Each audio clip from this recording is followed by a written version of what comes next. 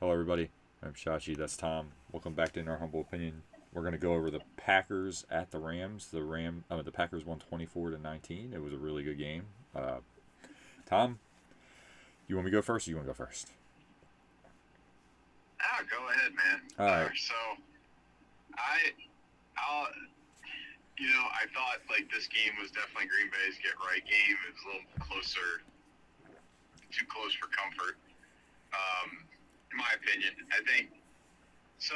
You can see like Tony Romo mentioned it on the broadcast. I mean, like just Green Bay, like what they're dangerous with is they're explosive defensively. They get a lot of turnovers. They are a very dangerous team. Mm-hmm. They're also the youngest team in the NFL, which is kind Make of crazy mistakes. because they were the youngest team in the NFL last Last year. year, They yeah. actually got a year younger, which is like mind-boggling if you think about that. Yeah, that is. Um, That's wild. they're like 25 years old on average, and like so. Then I think the second youngest team was the LA Rams at like almost 26 years old, right? Like just under. Oh, yeah. So With I mean, Stafford, which is pretty impressive. incredible. So, Yeah, like just pretty incredible. Yeah, Stafford really hurt something. 38. Boom. But like Jordan Love, like you see, like I think he's doing some of the inconsistencies he had almost early last year. It's just I think he's in year two. He's more of a vet, so you don't see it as much. I mean, you see the arm talent with like the Jaden Reed throw. I mean, my goodness, that is everybody in Green Bay. Reed is Green Bay's number one receiver. Like enough of this conversation about Dontavian Wicks. Dontavian Wicks right now can't catch a cold. I don't know what his deal is. The guy's got to learn how to catch the dang ball. He's got like Devontae Adams syndrome. Too busy worried about making these turn up the field, making some big plays. Catch the ball. For the love of God, there's too many times on like 3rd and 10, drop. Like the whole receiving core in general, just catch the dang ball. No. 100%. But 100%. like I don't know how to like I know they know it. But it's just like it's so frustrating to watch because it's like they're too dang talented to be doing that all the time. Like it's one thing if it's just like one game here or there or just every so often, but it's the same players doing it every game. Like when are you going to learn? No, Jalen Reed's You so know, consistent. He's really good. Versatile too. Reed is incredible. Like that offense goes partially through him. You really see why they got Josh Jacobs though in terms of just establishing a run. Mm-hmm. He's not their breakaway runner. Like I'll be really interested when they get Marshawn Lloyd back. They need like the ability to break off explosive runs of like 20 plus yards. Like that's kind of what's been missing. Mm-hmm. And I think that just makes him even that much more dangerous. Um, like for Love, I think the thing I want him to like, he's getting there, right? I mean, again, it's it's in year two, game 5, right? Dude, that throw, that pick six. Like, I know you're trying to pay homage to Brett Favre, but my goodness, man, like, Not in that way, right? yeah, I mean, at some point last year during that run that they had, he was one of the best at protecting the ball, right? Mm-hmm. And now it's like he's kind of reverted back to like that. It's sloppy, right? And I think that one. So I'll be very curious. I'll be curious how that progresses the rest of this year. I don't think he's pressing or anything. I think it might be in his game a little bit, but like that one was just idiotic. And I think I saw what he's trying to do because he broke out of a sack for a safety. He just kind of was like, I need to get it out of the way, but he didn't really. I don't know. But, he got it at a weird angle, and I think he didn't have enough oomph on that ball. This is dumb. You'd be better off if you can't do it. Just take a safety. Or just throw it high out of bounds over there where he threw it. Just flick it out of bounds. Defensively, like, dude, all right, McKinney, yeah. What he's doing is incredible. I mean, I hope next week I hope he breaks a record this week. Yeah. It'd be just so cool with like 7 straight games of the pick. Like, if he's not the top candidate for defensive player of the year, I don't know who is, because like it's just incredible. Like Green Bay's defense would probably be like a bottom top-tier defense if they don't get turnovers. And also, Green Bay, the thing is, there's not many explosive people are getting on them. They've been really good at that. What's been really frustrating is they just can't get a 3 and out because their pass rush is just non-existent. Rashawn Gary, not doing great. Yeah, with him, like, he's a guy that's only had like one move, right? Mm-hmm. Or he doesn't really have a counter move. He got paid like a top tier pass rusher, which the Packers did it because they're thinking of future dollars when most of these guys are getting paid again, and it's just going to be like that much more. But I think with Gary, the thing is with this 4-3, the way Hafley's been doing it, they don't line these guys up wide, give them an opportunity to really run at the tackles and use their speed. Like, that's the thing. Gary's very athletic. Widen them out a hair. But I think the way they're doing it is they're trying to protect, because guys like Quay Walker's not a thumper. They don't, like, the Packers do not have a true middle linebacker at this point that can stop the run. Okay. Edgerrin Cooper is a phenomenal athlete, right? He's a really good pass rushing, like, middle linebacker, weak side linebacker, and they've been, like, letting him loose. Like, that guy's got to be out on the field all the time, in my opinion. Like, it's time. Quay Walker's a very athletic, great pass coverage linebacker. Again, a weak side linebacker. He's just not, like, Green Bay is struggling right now with, like, they need to, in the off season or like trading, whatever, they got to figure out getting a middle linebacker or a strong side linebacker, because they just don't have it. Gotcha. And it's been killing them. Like, they give up 100 yards rushing every game to someone, because like you can just get 5 yards falling down sometimes. So, gotcha. Like, that is what it is. I mean, that's just the personnel they have. I'm not going to take shots at Quay. That's just his playing style. Green Bay knew what they got into, right? So no. That can't be. But I think that what would also help Rashawn Gary is guys like Lucas Van Ness has got to start stepping up. But again, I think they need to put them in better positions to rush the passer. And I just don't see them, like, defensively, I don't see it yet. I'm hoping they, like, switch that up a little bit this week, because I'd really, that'd be great. I know they can do it. You saw it during the Tennessee game. I truly think that game is just not this, like, farce. Okay. But the other thing I'll say, too, is that, like, two other rookies that have just stood out on defense. Evan Williams should have been on the field a lot earlier in the season. I don't know why Hafley and LaFleur didn't want to, because he was incredible in camp. That game, he was incredible. Gotcha. He reminds me of Micah Hyde. He's like almost a very, very, very similar, just always around the ball. Gotcha. And they put Javon Bullard in the box. He's a really good line of scrimmage player. Yeah. Oh, yeah. As like a slot guy.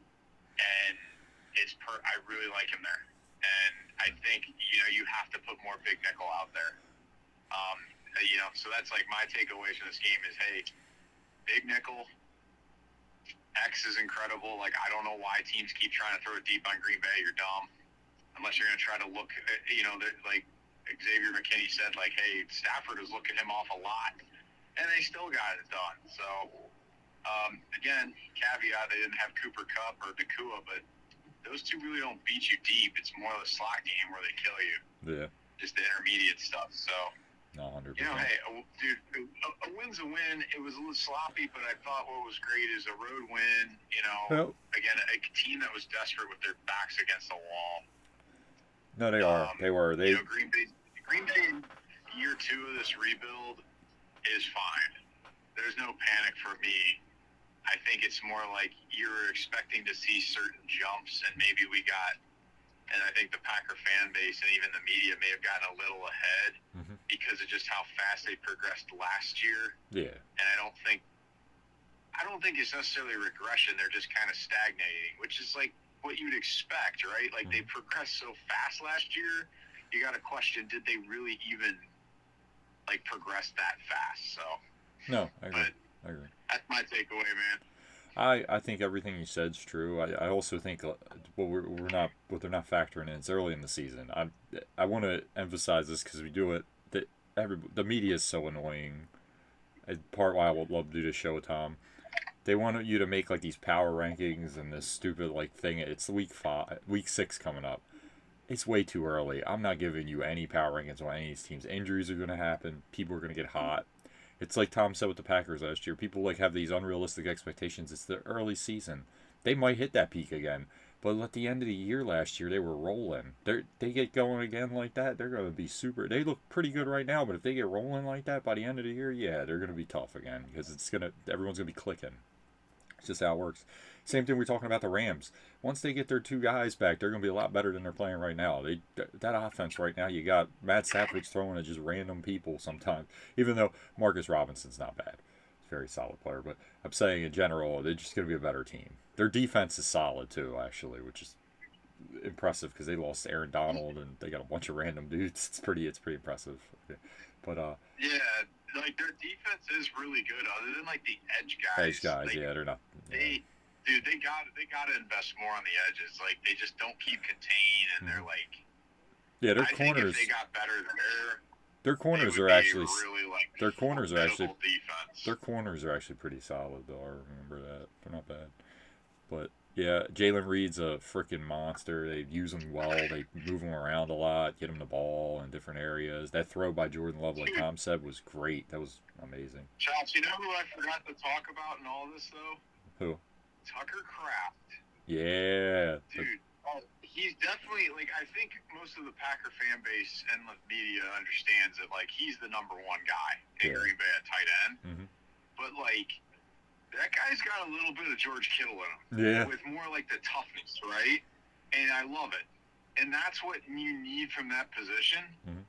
I hope Musgrave does, like, I never loved the Musgrave pick because the guy got hurt all the time. He was really athletic and an awful mismatch. Mm-hmm. But, like, he just, like, I don't know if he fits the way that the way that the Packers leverage the tight ends in the pass game. Okay. So he's more of a guy, like, you got to get him up the field. And, yeah.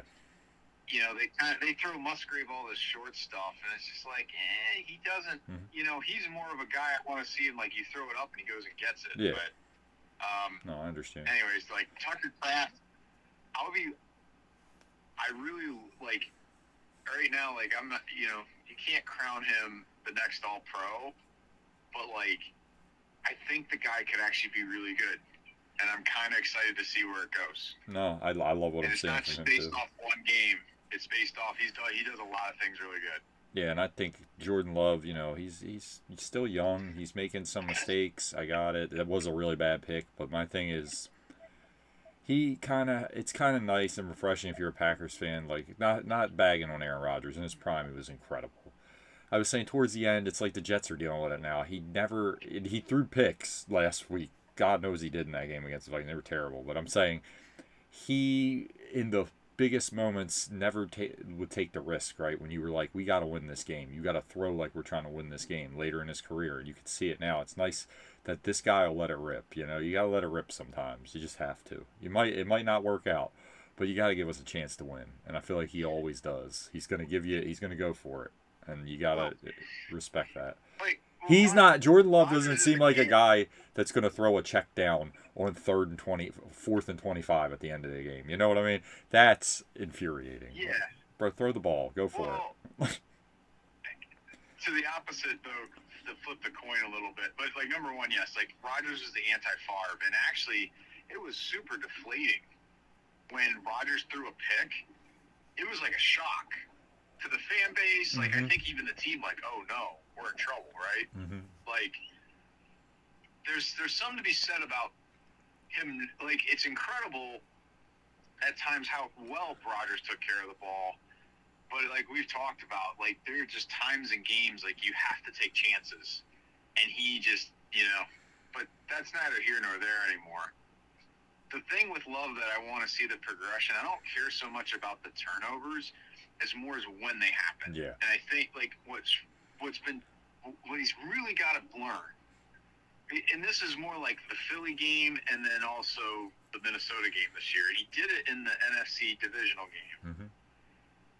When he threw the pick to Greenlaw in that game, right? Mm-hmm. It was only like first down. Yep. You got so many downs to play with. Don't force it. Just throw it out of bounds, right? And it's the same Minnesota. There's a deep ball. It's first and whatever.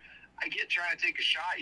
But it was double covers. There's no reason to do it, right? And then there's a Philly. There's another. I can't remember the one. I was just like, dude, you have, it's not. You don't have to rush the throw. No, I agree. And that's what he needs to learn is like, hey, you have downs to play with. He did it in Denver. That's just a young quarterback not understanding you don't have to get it all in one play and make Sports Center. You can get chunks, check it down. That's when you say, hey, nobody's around Tucker Kraft. Oh, yeah, throw the 10-yard check down, and he might get 20, 30 yards because he's going to break a tackle because he's that good with the ball in his hands. No, that's the progression I want to see. Well, the Ravens do that all the time with Likely. That's their little thing. They throw it to him, and he breaks a couple tackles and gets like 15 yards.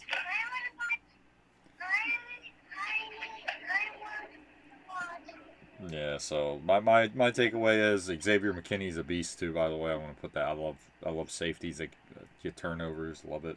Playing center field very well, making plays. 6 in a row, baby. Going for 7. Hopefully he gets it. But like I said, I think the Packers are gonna be fine. Tom pretty much covered most of the stuff with them.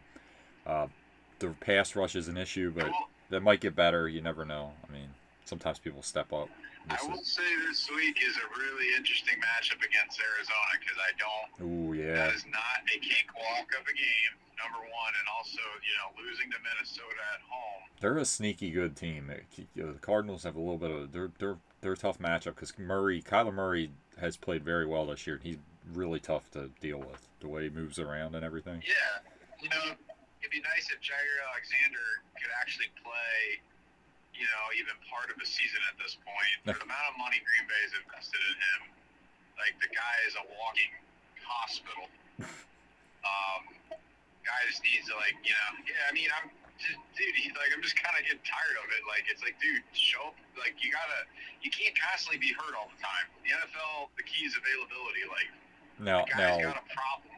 He plays a week and then he's out. Now I like Jimmy Smith. I'm not like. Jair Alexander's probably better than Jimmy Smith was in his prime, but Jimmy Smith was kind of like that for the Ravens. He was really good, but man, he'd just have a random his hips hurt, he's out for a game. It's like, oh, no more Jimmy Smith again. He's really good when he plays. Yeah, no, exactly. Dude, the NFL's about your availability, right? Like, I mean, it's kind of funny. Like, that's we can talk about this in our next video, but it's like Minnesota, where Aaron Jones inevitably he got too many carries and now he's hurt. Yep. Everybody in Minnesota, like, oh yeah, this is gonna be great. We got Aaron Jones. Yeah, he's a dynamic player. When he's playing. At this point in his career, it's like if you don't pitch count him, this is what happens. Yep. Okay. And now I'm telling you, Minnesota, it's gonna start cut. You saw last week. All of a sudden, it's a little bit harder now. Yeah, I think 100%. But okay. Anyways, guys, thank you for watching. Less is always appreciated. Subscribe for more content. And as always, roll Tide. At least not this week, though. Go Vols. Vandy, baby.